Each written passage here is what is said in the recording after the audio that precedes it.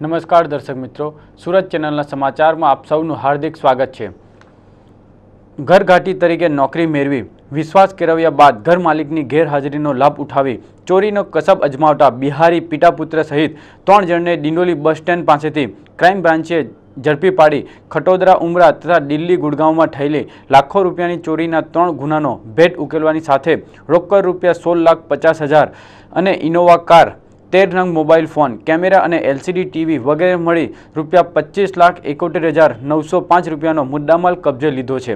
Crime બ્રાન્ચના police constable Imtiaz Sheikh અને યોગેશ ગોવિંદાનને મળેલી બાતમીના આધારે પોલીસ ઇન્સ્પેક્ટર NP ગોહિલ અને સ્ટાફના ASI લક્ષ્મણસિંહ, રતનસિંહ અને હેડ કોન્સ્ટેબલ પરેશ ધીરજ, હિતેશસિંહ વાલજી વગેરેને ડિંડોલી બસ સ્ટેન્ડ પાસે વોચ ગોઠવી ઇનોવા કાર નંબર GJ5CG 1927માં પસાર થતા પિતા પુત્ર ગણેશ ઉર્ફે ધનામા રામુ મુખિયા, મોહન ઉર્ફે મુન્ના ઉર્ફે ગણેશ મુખિયા અને અર્જુન ઉર્ફે સોનુ રામ સ્વરૂપ તાટી ત્રણેય રહે હાલ સિદ્ધિ વિનાયક સોસાયટી, ડિંડોલી નવાગામ અને મૂળ બિસોલી કરસોલી થાના, જિલ્લો દરભાંગ બિહાર ને અટકાવી લેતા કારમાં કાળા કલરની બેગમાંથી એક લેપટોપ અને 1000ની દરની ચલણી નોટો અંકે રૂપિયા 16,48,000 તથા ત્રણેયની અંગ ઝડપી લેતા ગણેશ પાસેથી 2 mobile phone, driving licence, ATM card, Arjun પાસેથી મૂંગી દાટ, કાંડા ઘડિયાળ તથા 65,000ના 2 મોબાઈલ ફોન તથા મોહન પાસેથી ઘડિયાળ, 2 મોબાઈલ ફોન અને દિલ્હી મેટ્રો રેલ નિગમનો યાત્રી કાર્ડ ઉપરાંત તેમના રહેઠાણ ખાતે છાપો મારી વધુ 7 નંગ mobile phone, Karizma motorcycle, LCD TV, DVD player, home theatre, digital camera, printer અને ઇનોવા કાર મળી કુલ્લે 25,71,905નો મુદ્દામાલ કબજે લીધો હતો। ત્રણેયની પ્રાથમિક પૂછપરછમાં વર્ષ 2009માં મોહન એ ભટાર વિસ્તારમાં વૈભવ એપાર્ટમેન્ટમાં રહેતા કાપડના કારખાનેદાર મોહન રામજી અગ્રવાલને ત્યાં 1,50,000 અને સિટી લાઇટમાં રહેતા હીરા વ્યાપારી રાડુલભાઈ વિનોદ રામપરિયાને ત્યાંથી 44,000 અને અર્જુને 2 માસ અગાઉ જે દિલ્હી, ગુડગાંવમાં રહેતા કિરણ નામના ઉદ્યોગપતિના ઘરમાંથી રોકડ રૂપિયા 35 લાખની મત્તા ચોરી કર્યાની કબૂલાત કરી હતી। આજે સવારે અમારી સુરત ક્રાઇમ બ્રાન્ચની ટીમના 2 કોન્સ્ટેબલ, પોલીસ કોન્સ્ટેબલ ઇમ્તિયાઝ અને પોલીસ કોન્સ્ટેબલ યોગેશ ગઢવી બંનેને એમના અંગત બાતમીદારથી એવી ઇન્ફોર્મેશન મળી હતી કે એક ઇનોવા ગાડીમાં ખૂબ જ મોટી રોકડ રકમ સાથે અમુક કિસ્સાઓ જઈ રહેલ છે અને એ જે મોટી રોકડ રકમ છે એ ક્યાંકથી ચોરી કરીને લઈને આવેલા છે। એ બાબતની હકીકત આધારે એમણે અમને જાણ કરી તો આ આધારે અમારી ક્રાઇમ બ્રાન્ચની team police inspector Shri Ahir સાહેબના નેતૃત્વ હેઠળ જ્યાંથી આ લોકો પસાર થવાના હતા ત્યાં વ્યવસ્થિત રીતે ખાનગી વોચમાં ગોઠવાયા અને એ હકીકત આધારે જે ઇનોવા ગાડી આવી એને રોકી અને એ ઇનોવા ગાડીમાં ચેક કરતાં અને પૂછપરછ કરતાં એમાંથી ખૂબ જ મોટી રકમ મળી આવી। એ લગભગ 16 લાખ ઉપર રોકડ રકમ મળી આવી અને બીજી ઘણી બધી ઇલેક્ટ્રોનિક્સ આઇટમો મળી આવી। તો આ બાબતે એમને પૂછતા એમને સંતોષકારક જવાબ ન આપ્યો, જેથી અમે એમને 41(1) મુજબ એરેસ્ટ કરી અને પોલીસ સ્ટેશન બોલાવી અને વધુ પૂછપરછ હાથ ધરવામાં આવી। વધુ પૂછપરછ દરમિયાન એમણે ઘણી ચોંકાવનારી વિગતો એમાં બહાર આવી છે। 2009ની સાલમાં ખટોદરા પોલીસ સ્ટેશન વિસ્તારમાં એક નોકર ચોરીનો એક ઓફેન્સ રજીસ્ટર થયેલો, એ હાલ સુધી અનડિટેક છે। એમાં લગભગ 44,000ના સોના ચાંદીના દાગીના એમાં ગયેલા અને 2011નો એક ઉમરા પોલીસ સ્ટેશનનો પણ નોકર ચોરીનો ઓફેન્સ રજીસ્ટર થયેલો છે। એમાં પણ 1 લાખ રોકડ અને 50 લાખના દાગીના એ રીતના એમાં ઓફેન્સ રજીસ્ટર થયેલો, એ હાલ સુધી અનડિટેક છે। અને ઇનોવા ગાડીમાંથી જે મોટી રોકડ રકમ મળી એ બાબતે એને પૂછપરછ કરતાં એણે જણાવ્યું કે DLF દિલ્હીની બાજુમાં DLF ફેઝ 1 પોલીસ સ્ટેશનમાં આશરે 1.5 મહિના પહેલાં એણે ત્યાંથી એના ઘરમાંથી ચોરી કરી અને ભાગીને અહીં આવ્યા હતા અને એ બાબતે અમે ત્યાં લોકલ પોલીસ સ્ટેશનમાં ખાતરી કરાવતા ત્યાં પણ ઓફેન્સ રજીસ્ટર થયેલો છે અને એમાં કુલ 35 લાખની નોકર ચોરીનો ગુનો દાખલ થયેલો છે।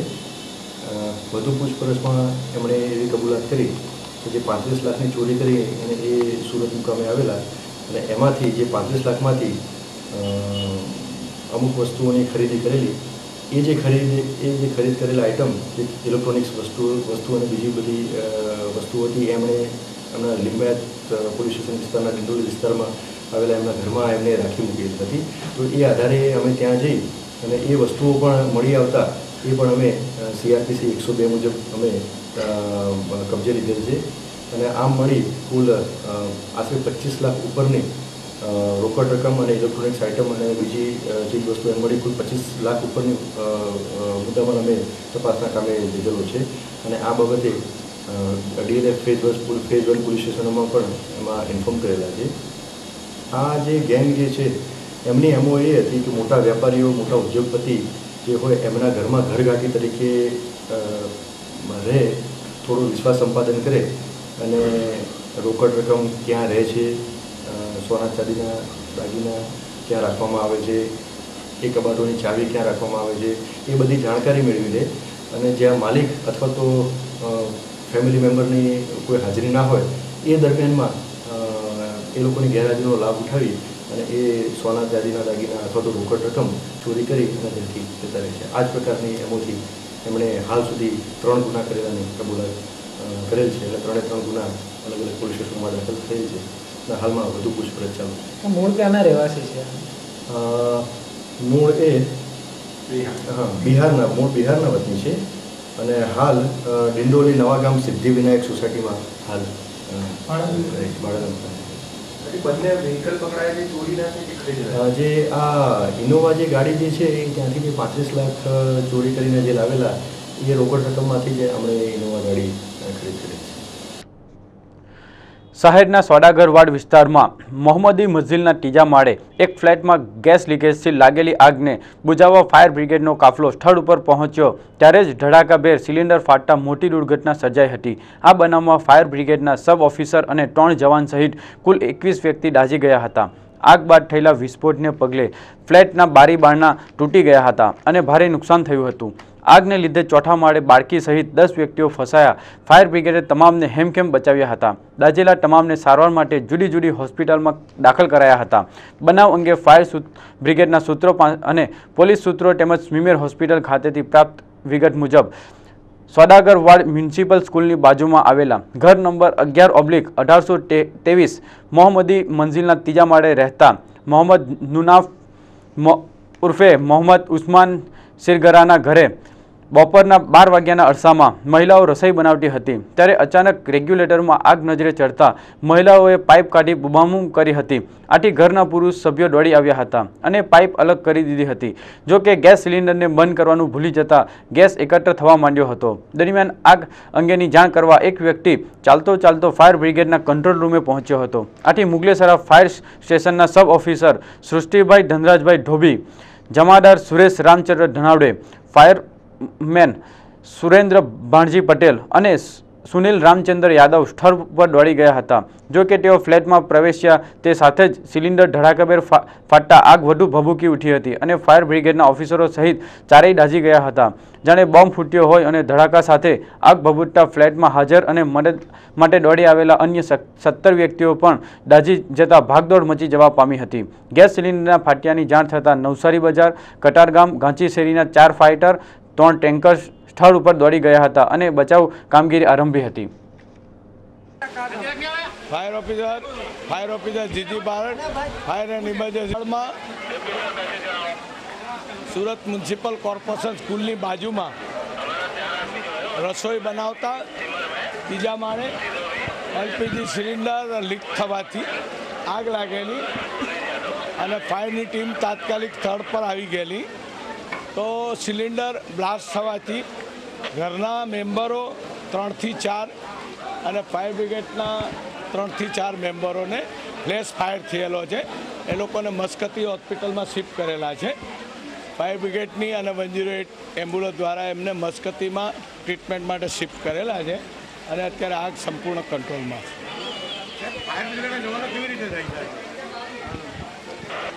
સિલિન્ડર જ્યારે ફાયર થાય સિલિન્ડર અને એ સિલિન્ડર લીકેજ પ્રમાણમાં હોય અને જ્યારે ટેમ્પરેચર વધી જાય મકાનનું સિલિન્ડરનું ત્યારે એ સિલિન્ડર બ્લાસ્ટ થવાના ચાન્સ વધી જાય છે, જેથી આ સિલિન્ડર બ્લાસ્ટ થવાથી ફ્લેશ થયો અને ફ્લેશમાં આ બધા મેમ્બરો દાઝી ગયેલા છે.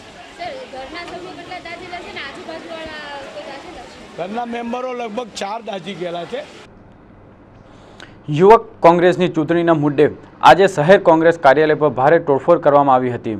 સુરત પૂર્વ વિધાનસભા મત વિસ્તાર માટે યુવક કોંગ્રેસની ચૂંટણી તોફાની બની હતી.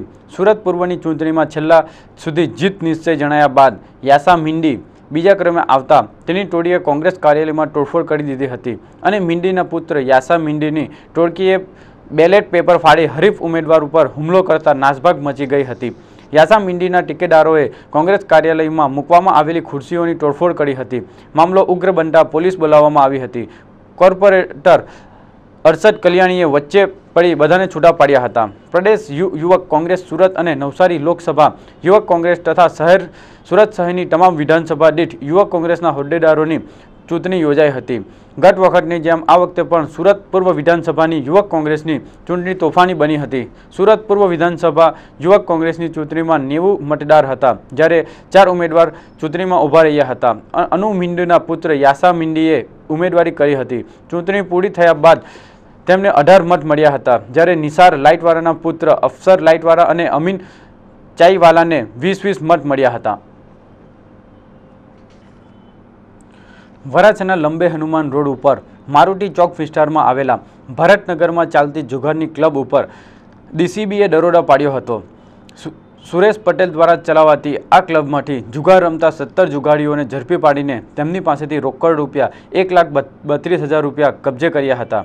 ક્રાઇમ બ્રાન્ચના સૂત્રોના જણાવ્યા અનુસાર ઇન્સ્પેક્ટર નીરવસિંહ ગોહિલને માહિતી મળી હતી કે વરાછામાં ઘનશ્યામનગર પાસે ભરતનગરના મકાનમાં મોટા પાયે જુગાર રમાય છે. અહીં ખાસ કરીને બહારથી જુગાર રમવાના રસિયાઓને બોલાવવામાં આવે છે.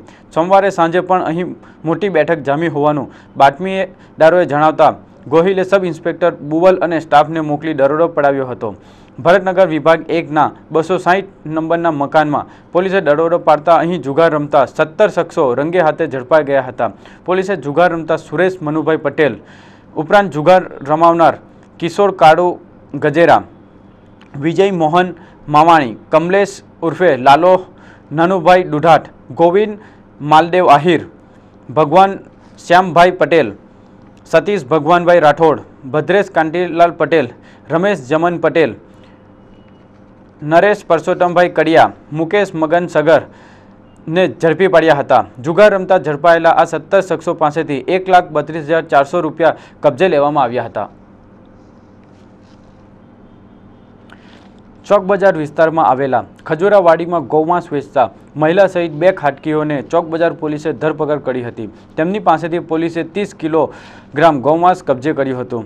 ચોક બજાર પોલીસ સૂત્રોના જણાવ્યા અનુસાર પોલીસને માહિતી મળી હતી કે ખજૂરાવાડીમાં મદરેસાની સામે જાહેરમાં ગૌમાંસ વેચાય છે. આ માહિતીના આધારે ચોક બજાર પોલીસે સોમવારે બપોરે ખજૂરાવાડીમાં છાપો મારી ત્યાં ગૌમાંસ વેચતા વસીમ શેખ હકીમ શેખ ઉંમર વર્ષ 21 રહે ખજૂરાવાડી અને જુબે ન્યુસા ખલા મોહમ્મદ કાદર સૈયદ ઉંમર વર્ષ 45 રહે ખજૂરાવાડી મિર્ઝા સ્વામી રોડની ધરપકડ કરી હતી. તેમની પાસેથી પોલીસે 30 કિલો ગૌમાંસ કબજે કર્યું હતું, જેની કિંમત 2400 રૂપિયા થાય છે. પોલીસે વસીમ અને જુબી નિસા વિરુદ્ધ ગુનો દાખલ કર્યો હતો. એક તરફી પ્રેમમાં પાગલ યુવાનના હેરાનગતિથી કંટાળી જઈ ધરમપુરની યુવતીએ ઝેરી દવા પી આત્મહત્યા કરી લીધી હતી. 23 વર્ષીય મીનાક્ષી ગઢવી TYBAમાં ભણતી હતી. કોલેજ જતી વેરા યુવક તેની રંજાડતો હતો. નવી સિવિલ હોસ્પિટલના સૂત્રો પાસેથી મળતી વિગત પ્રમાણે વલસાડ જિલ્લાના ધરમપુર તાલુકામાં તસ્કરી ગામે રહેતી મીનાક્ષી રશીદભાઈ ગઢવી ઉંમર વર્ષ 23 ગત તારીખ 24મી ફેબ્રુઆરીએ ઘરમાં ઝેરી દવા પી લીધી હતી. મીનાક્ષીએ સ્થાનિક હોસ્પિટલમાં ત્યારબાદ સિવિલમાં સારવાર અર્થે ખસેડાઈ હતી, જ્યાં તેણીને દમ તોડી દીધો હતો. પરિવારજનોના જણાવ્યા પ્રમાણે મીનાક્ષી ધરમપુરની વનરાજ આર્ટ્સ એન્ડ કોમર્સ કોલેજમાં TYBAમાં અભ્યાસ કરતી હતી. તેણીને એક ભાઈ છે. પિતા દરજી કામ કરે છે. ગત 24મીએ માતા પિતા લગ્નમાં ગયા હતા. જ્યારે ભાઈ નોકરીએ ગયો હતો ત્યારે મીનાક્ષીએ ઝેરી દવા ગટગટાવી લીધી હતી. પરિવારજનોના જણાવ્યા પ્રમાણે મીનાક્ષીને મોહલ્લામાં જ રહેતો એક યુવાન હેરાન પરેશાન કરતો હતો। તે યુવાન મીનાક્ષીના એકતરફી પ્રેમમાં હતો। એકતરફી પ્રેમમાં ભાન ભૂલેલો યુવાન તેણીને રંજાડતો હતો। કોલેજ જતી વેરા તેણીને રસ્તામાં રોકી ત્રાસ આપતો હતો। મીનાક્ષી કોલેજ પ્લેઝર ગાડી ઉપર જતી હતી। યુવાન ગાડી રોકી ચાવી કાઢી લેતો હતો। રોજબરોજના ત્રાસ અને બદનામીથી કંટાળી જઈ મીનાક્ષીએ અંતે આપઘાતનું પગલું ભરી લીધું હોવાનું પરિવારોએ જણાવ્યું હતું। પાલિકાના વરાછા ઝોને વલ્લભાચાર્ય રોડ ઉપર 20 વર્ષ જૂની મહાકાળી નગર ઝુંપડપટ્ટીના ડિમોલેશનની ભગીરથ કામગીરી શરૂ કરી છે। છેલ્લા 20 વર્ષમાં વલ્લભાચાર્ય રોડને 20 ફૂટ ખુલ્લો કરવામાં પાલિકાને સફળતા મળી નહોતી। મેગા ઓપરેશન ડિમોલેશનના આજે પહેલા દિવસે પાલિકાએ 282 રહેણાંક અને 60 દુકાનો મળી એક જ ઝાટકે 342 મિલકતોનું ડિમોલેશન કરી રસ્તો ખુલ્લો કર્યો છે। મહાકાળી નગર વસાહતના 1300 પાકા ઝૂંપડાઓનું સંપૂર્ણ ડિમોલેશન બાદ આજે 250 કરોડની બજાર કિંમત ધરાવતી જગ્યા ખુલ્લી થશે। સુડાના વિકાસ નકશામાં હીરાબાગ સર્કલથી અશ્વનીકુમાર રોડને જોડતા 60 મીટરની ડીપી રસ્તો મૂકવામાં આવ્યો છે। વલ્લભાચાર્ય રોડ તરીકે ઓળખાતા આ માર્ગ પર 1995 પહેલાં મહાકાળી નગર ઝૂંપડપટ્ટી ઊભી થઈ હતી। 200 ફૂટના ડીપી રસ્તા પર સરેરાશ 80 ફૂટ વિસ્તારના રસ્તા પર દબાણ કરી રહેણાંક મકાનો, દુકાનો અને 27 જેટલા તબેલાઓ ઊભા કરવામાં આવ્યા હતા। વલ્લભાચાર્ય રોડ પર રખડતા ઢોરના ત્રાસની ફરિયાદ દૂર કરતા વખત રજૂઆત થઈ હતી। વલ્લભાચાર્ય રોડ ઉપર રખડતા ઢોરનો પ્રશ્ન આગળ કરી ભાજપના માજી ડેપ્યુટી મેયર કુમાર કાનાણીએ તાત્કાલિક કમિશનર એસ અપર્ણાની ઝાટકણી લીધી હતી। કમિશનરની કાર અટકાવવા બદલ કુમાર કાનાણી સામે પોલીસ ફરિયાદ સુદ્ધા થઈ હતી, પરંતુ રખડતા ઢોરનો પ્રશ્ન હલ થયો ન હતો। તાજેતરમાં વરાછા ઝોને રસ્તા પર કબજો જમાવી બેઠેલા વસાહતના સ્થળાંતર કરવા કમર કસી હતી। વસાહતના અંદાજે 1300 પાકા ઝૂંપડાઓ પૈકી પહેલા તબક્કામાં 535 ઝૂંપડાઓને કોસાળમાં વૈકલ્પિક જગ્યા ફાળવવામાં આપી હતી, જ્યારે ઝૂંપડાવાસીઓને વૈકલ્પિક જગ્યા આપવાની કાર્યવાહી ચાલુ છે।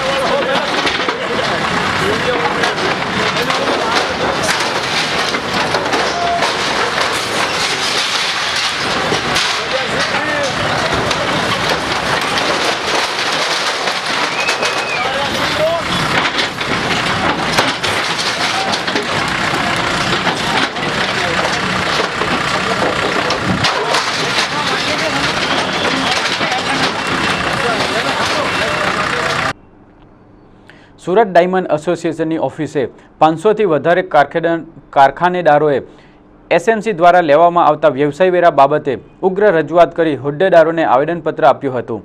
કારખાનેદારોની રજૂઆત કરી હતી કે લઘુ ઉદ્યોગ દ્વારા ઘર વેરો, સફાઈ વેરો તેમજ અન્ય વેરો નિયમિત રીતે ભરીએ છીએ, છતાં હવે નવું ઉઘરાણું નાખવામાં આવેલ જે બિલકુલ યોગ્ય નથી. વ્યવસાય વેરો રત્ન કલાકારના પગારમાંથી કાપવામાં આવે છે. રત્ન કલાકારો આખો દિવસ ટંટોળ કામ કરે છે અને ઘરનું ગુજરાન ચલાવે છે. આવા સમયે રત્ન કલાકારોના પગારમાંથી વ્યવસાય વેરો કાપવા કોઈપણ સંજોગે યોગ્ય નથી. આ સાથે મોટી ફેક્ટરી અથવા નાની ફેક્ટરીમાં રત્ન કલાકારો કાયમી બેસતા નથી એ પણ એક પ્રશ્ન છે. કારખાનેદારોએ જણાવ્યું હતું કે ભાવનગર, અમરેલી, જૂનાગઢ વગેરે ડાયમંડ સેન્ટરમાં કોઈપણ વેરો લેવામાં આવતો નથી, તો સુરતમાં શા માટે? આ સાથે સુરત ડાયમંડ એસોસિએશને આ મુદ્દે એસએમસીના અધિકારીઓ અને પદાધિકારીઓને રજૂઆત કરી હતી. સુરત ડાયમંડ એસોસિએશનના હોદ્દેદારોએ આવતીકાલે એસએમસીના અધિકારીઓ અને પદાધિકારીઓને રૂબરૂ મળી રજૂઆત કરશે. આ પ્રશ્ને યોગ્ય પ્રતિસાદ નહીં મળે તો કારખાનેદારો તરફથી આગામી દિવસોમાં ઉગ્ર આંદોલન કરવાનું અને સાથી રત્ન કલાકારો પણ રસ્તા પર આવશે તેવી ચીમકી આપવામાં આવી હતી. વીર નર્મદ યુનિવર્સિટીમાં બીએડના પ્રવેશ ઓનલાઈન ધોરણે કરવાની પ્રક્રિયાનું આજથી ટેસ્ટિંગ આરંભ થયો હતો, પરંતુ ખાટલો મોડી ખોડ એ છે કે હજુ સુધી 31 પૈકી 27 જેટલી બીએડ કોલેજોના નવા વર્ષના જોડાણો માટેની પ્રક્રિયા મોડી ચાલી રહી હોવાની વાતો બહાર આવી છે. કોલેજોને જોડાણ વિના પ્રવેશ પ્રક્રિયાનો પ્રારંભ કરાયો તો સ્થાનિક તપાસ સમિતિના નેગેટિવ રિપોર્ટવાળી કોલેજોમાં કાનૂની ગૂંચ ઊભી થવાનો પ્રશ્ન સર્જાઈ શકે છે. નવા શૈક્ષણિક સત્રના આરંભ પૂર્વે યુનિવર્સિટી દ્વારા સૌપ્રથમ વખત બીએડના પ્રવેશ જીટીયુની પેટર્નમાં લેવાની તૈયારી આરંભી છે, પણ હજુ સુધી 27 કોલેજોને જોડાણની ભલામણ કરવાના સંદર્ભમાં રચાતી સ્થાનિક તપાસ સમિતિની રચના પૂરી થઈ નથી. ભૂતકાળમાં સુરત અને આદિવાસી વિસ્તારની એક કોલેજમાં પ્રવેશ ફાળવી દેવાયા બાદ તેને રેગ્યુલાઇઝ કરવાના મામલો કોર્ટમાં પહોંચ્યો હતો અને ખાસી એવી લાંબી પ્રક્રિયાને પાર કરવી પડી હતી.